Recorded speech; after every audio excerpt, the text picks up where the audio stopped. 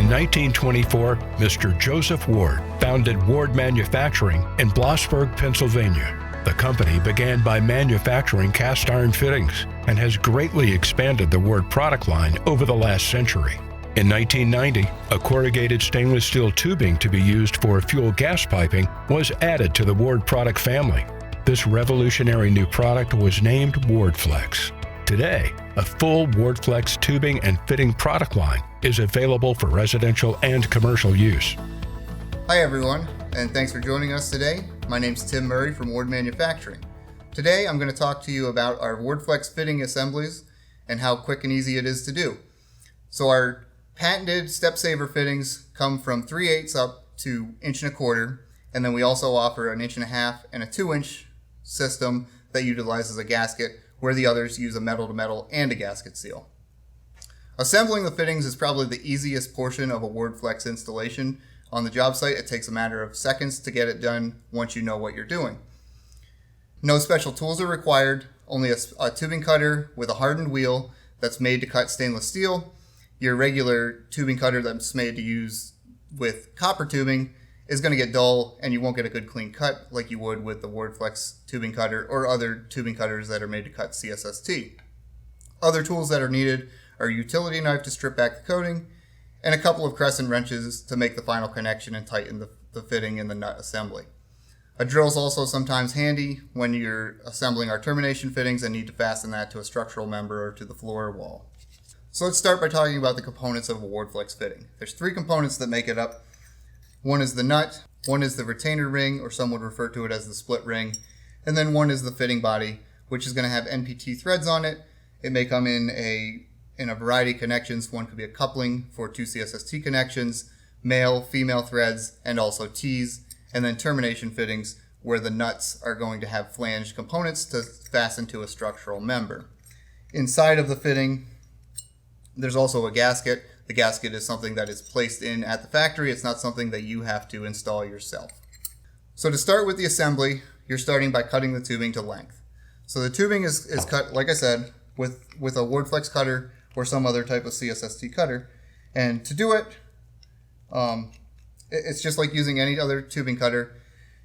You'll start slowly, make a few revolutions, and you'll just keep going until you cut cleanly through there.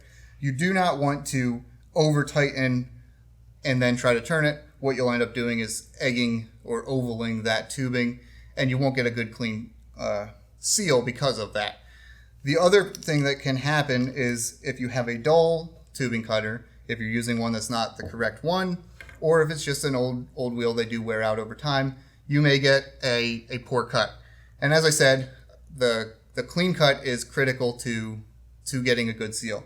So an example of a clean cut is one where you can see the corrugation is cut right in the valley. It's smooth all the way around. There's no jagged edges or anything like that.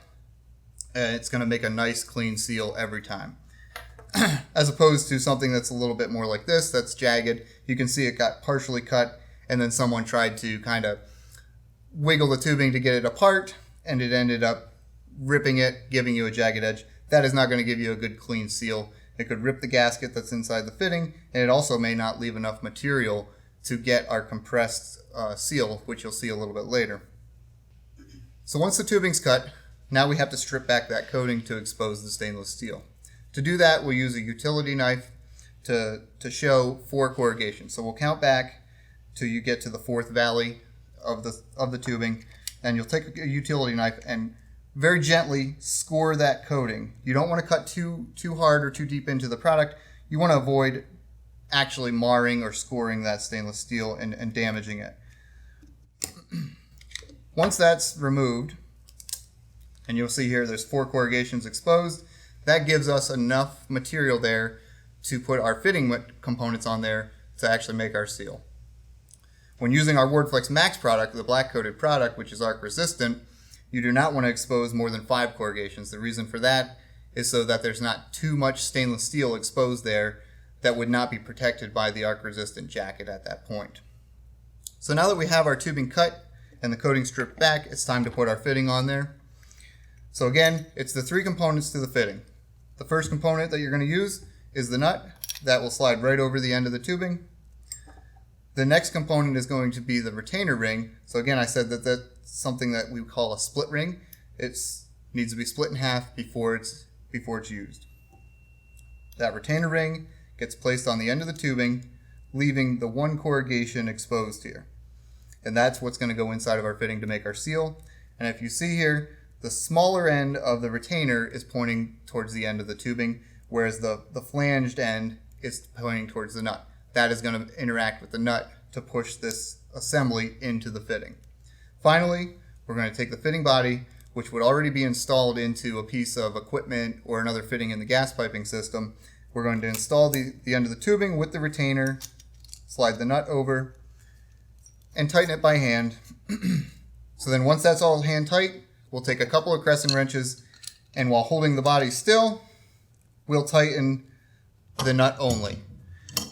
We don't want to rotate the fitting body itself because that houses the gasket. We don't want to risk tearing that gasket. So we'll tighten that until this nut goes and contacts the body, the hex on the body.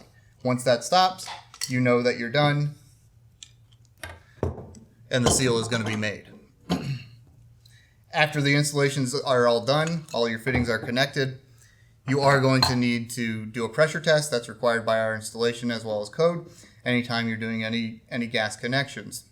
If the fittings need to be taken apart, it's just as simple to do. You loosen the nut, again, only turning the nut, and then taking it apart. You can reuse that fitting, provided that there's no damage to the gasket, the components aren't damaged in any way or missing. You can put everything back together. There's no need to get a new fitting for that. We do recommend that if there's enough material left in the tubing, you recut the tubing just to give yourself a fresh corrugation to crush inside there to make the seal. As I said earlier, our Step Saver fittings do have a dual seal, a metal-to-metal seal, and a gasket seal, as you can see on this picture. And those seals act in conjunction. The gasket would be the backup to the metal-to-metal. So in summary, our steps for the assembly is to cut the tubing to length. Make sure you have a good clean cut with a WARDFlex tubing cutter or a tubing cutter with a hardened wheel. Strip the coating back with a utility knife and assemble the fittings using the nut, the retainer ring, and the fitting body.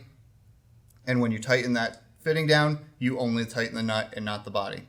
Once it's done, pressure test it and you're good to go. Thanks again for joining us today. I hope this information's been helpful. For more information on our WARDFlex products and training, as well as our design and installation guide, visit our website at wardmfg.com.